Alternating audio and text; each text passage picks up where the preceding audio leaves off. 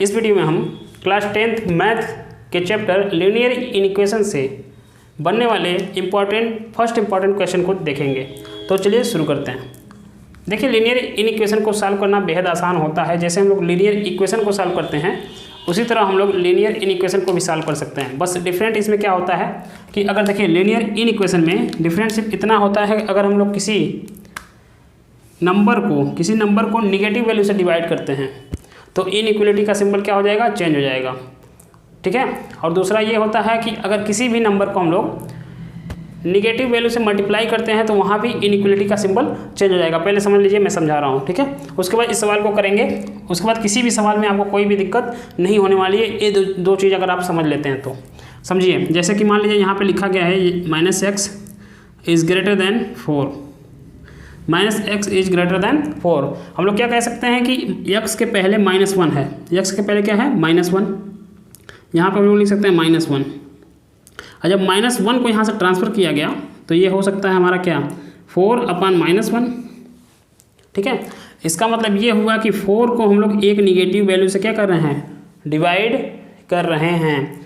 इसका मतलब ये हुआ कि 4 को हम लोग क्या कर रहे हैं, एक निगेटिव वैल्यू से डिवाइड कर रहे हैं। तो हमने क्या बताया था कि किसी भी नंबर को अगर निगेटिव वैल्यू से आप डिवाइड करेंगे तो इनइक्वलिटी का सिंबल क्या होगा, चेंज होगा। यहाँ ग्रेटर देन था तो अब यहाँ क्या करना पड़ेगा आपको, लेस देन। तो ये आपका हो गया answer, x is less than -4। पहला ये हो गया। अब मल्टीप्लाई वाला भी बताए थे, उसको भी समझ लीजिए। ये दोनों चीज़ समझ लेते हैं तो कोई भी क्वेश्चन ऐसा नहीं है कि जिसको आप बना ना पाएँ इस चैप्टर से।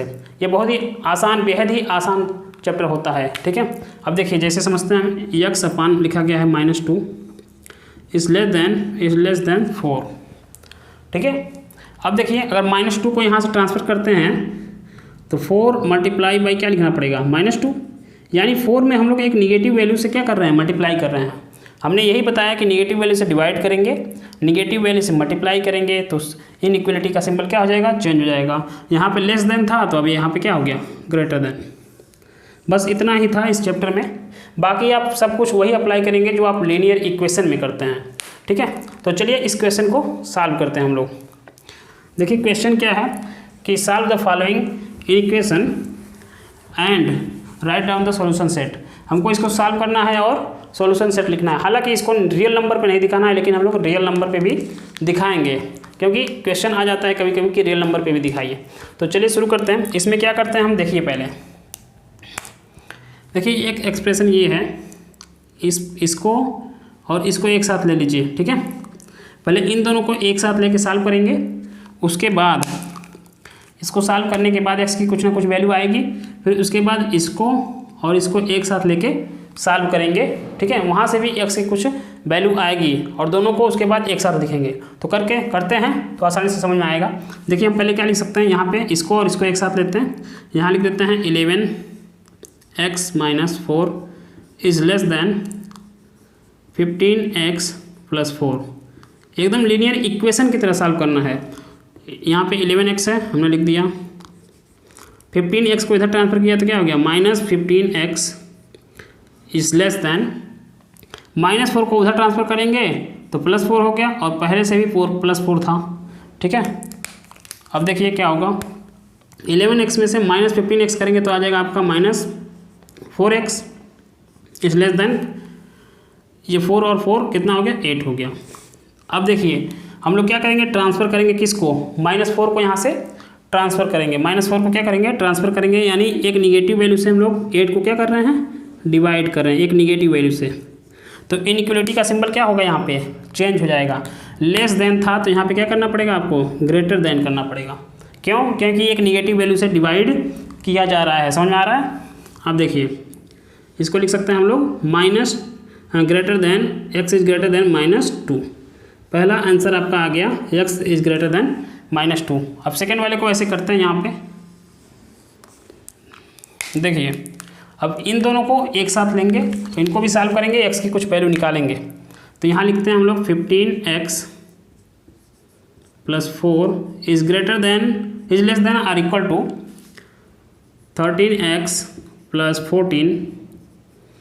13x को इधर ट्रांसफ़र कर दीजिए, ये हो गया आपका 15x - 13x is less than or equal to +14 था, ये 14 लिख दिए, और ये +4 को उधर भेज दिए तो -4 हो गया। ठीक है, अब क्या करते हैं, सॉल्व करते हैं। 15x में से 13x गया तो कितना बचा, आपका बच गया 2x। 2x is less then और इक्वल टू 14 में से 4 को माइनस किए तो कितना आ गया 10। यहाँ से 2 को हम ट्रांसफ़र कर दिए, अब कोई निगेटिव वैल्यू नहीं ट्रांसफ़र हो रहा है। 10 को हम लोग एक पॉजिटिव वैल्यू से डिवाइड कर रहे हैं तो इनइक्वलिटी का सिंबल चेंज नहीं होने वाला है। तो यहाँ पे आपका आ गया x इज़ लेस देन और इक्वल टू 5, ये आपका दूसरा आ गया। अब ध्यान से देखिए, इसको हम लोग क्या कर देते हैं, इन दोनों से लिखते हैं x के बीच क्या रिलेशन बनता है। देखिए इसका मतलब हो गया कि जो x की वैल्यू है -2 से ग्रेटर होनी चाहिए। इसका क्या मतलब है कि x की वैल्यू जो है -2 से ग्रेटर होनी चाहिए, लेकिन इसका मतलब क्या है, x की वैल्यू 5 के इक्वल होनी चाहिए या फिर 5 से छोटी होनी चाहिए। तो दोनों को एक साथ लिखेंगे। यहाँ पे हम लोग लिख सकते हैं, दोनों को एक साथ क्या लिख सकते हैं, यहाँ पे पहले ऐसे करिएगा कि x लिख दीजिएगा। सबसे पहले काम क्या करेंगे, आप x लिख देंगे। अब ध्यान दीजिए, माइनस वाले को कोशिश करेंगे हम लोग लेफ्ट हैंड साइड में लिख लें। कहाँ लिख लें, माइनस को लेफ्ट हैंड साइड में लिख दिया हमने -2, प्लस वाले को राइट हैंड साइड में लिख दिया। अब देखिए, अब जो x की वैल्यू है वो -2 से कैसी होनी चाहिए, x की वैल्यू है -2 से क्या होनी चाहिए, ग्रेटर होनी चाहिए। तो यहाँ लगा देते हैं, x की वैल्यू जो है -2 से क्या होनी चाहिए, ग्रेटर होनी चाहिए। तो यहाँ पे हमने ऐसे लगा दिया। और यहाँ देखिए x की वैल्यू 5 के इक्वल होनी चाहिए या फिर 5 से छोटी होनी चाहिए। तो हम लोग x की वैल्यू 5 से छोटी कर दिया और उसके इक्वल कर दिया, ये जाके हमको मिल गया। देखिए ठीक है, तो ये पता चल रहा है कि x की वैल्यू -2 से ग्रेटर और x की वैल्यू 5 या फिर 5 से छोटी होनी चाहिए, इनके बीच होनी चाहिए। और लेकिन यहाँ पे सबसे महत्वपूर्ण चीज़ ये है, सबसे इम्पॉर्टेंट चीज़, इसको आपको ध्यान में रखना है कि x बिलोंग किससे करता है। x यहाँ पे बिलोंग कर रहा है किससे, होल नंबर से। और होल नंबर आपका किससे स्टार्ट होता है, 0 से। होल नंबर आपका किससे स्टार्ट होता है, 0 से। तो देखिए -2 से तो ग्रेटर -1 भी होता है, लेकिन x जो है होल नंबर से बिलोंग करता है। तो -1 तो होल नंबर है नहीं, क्योंकि होल नंबर तो 0 से स्टार्ट होता है। इसका मतलब -1 इसके सॉल्यूशन सेट में नहीं आएगा। तो हम यहाँ सॉल्यूशन सेट भी लिख सकते हैं ऐसे, solution set is equal to, देखिए -2 से ग्रेटर हो गया -1, और -1 एक होल नंबर नहीं है, क्योंकि x जो है होल नंबर से बिलोंग करता है। तो -1 इसके सॉल्यूशन सेट में नहीं होगा। फिर -1 के बाद क्या आता है नंबर लाइन पे, रियल नंबर लाइन पे आप ध्यान दीजिए, -1 के बाद क्या आता है 0। तो 0 तो है, 0 -2 से ग्रेटर है और एक होल नंबर भी है, तो यहाँ पे हम लोग 0 लिख सकते हैं। ठीक है, 0 से बड़ा, अब देखिए, और 0 से बड़ा होता है 1, ये भी ले सकते हैं, 2 भी लिख सकते हैं, 3 भी लिख सकते हैं, 4 भी लिख सकते हैं और 5 भी ले सकते हैं। क्योंकि देखिए x की वैल्यू 5 हो सकती है, 5 के बराबर या फिर 5 से छोटी। तो ये हमारा हो गया सॉल्यूशन सेट। ठीक है, अब इसको हम लोग क्या करते हैं, नंबर लाइन पे भी रिप्रेजेंट कर देते हैं। कैसे करते हैं, ध्यान से देखिए। इसको हम लोग क्या करेंगे, नंबर लाइन पे भी रिप्रेजेंट कर देंगे। एक नंबर लाइन बनाते हैं, ये रहा आपका नंबर लाइन।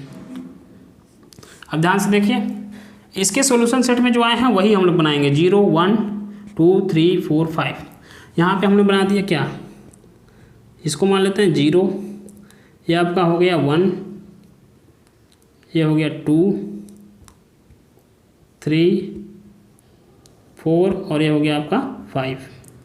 ठीक है, यहाँ पे -1 और -2 सा -2। अब देखिए, जो इसके सॉल्यूशन सेट में इंक्लूड हैं उन पे हम लोग क्या करेंगे, एक डार्क सर्किल बनाएंगे। क्या करेंगे, एक डार्क सर्किल बना देंगे। जैसे देखिए इसके सॉल्यूशन में 0 शामिल है, तो यहाँ पे एक ऐसे बना दिया, 1 भी शामिल है, 3 भी इंक्लूड है, 4 भी इंक्लूड है, 5 भी इंक्लूड है। तो ये हो गया हमारा नंबर लाइन पे इस सॉल्यूशन सेट को हमने दिखा दिया। यहीं पे ये सवाल क्या हो जाता है, एंड हो जाता है। अगर वीडियो अच्छी लगी हो तो कृपया लाइक कर दीजिए और चैनल को सब्सक्राइब करिए। ठीक है, आगे भी अच्छी वीडियो हम लाते रहेंगे। नेक्स्ट वीडियो में अगले इंपॉर्टेंट क्वेश्चन को देखेंगे। Thank you for watching.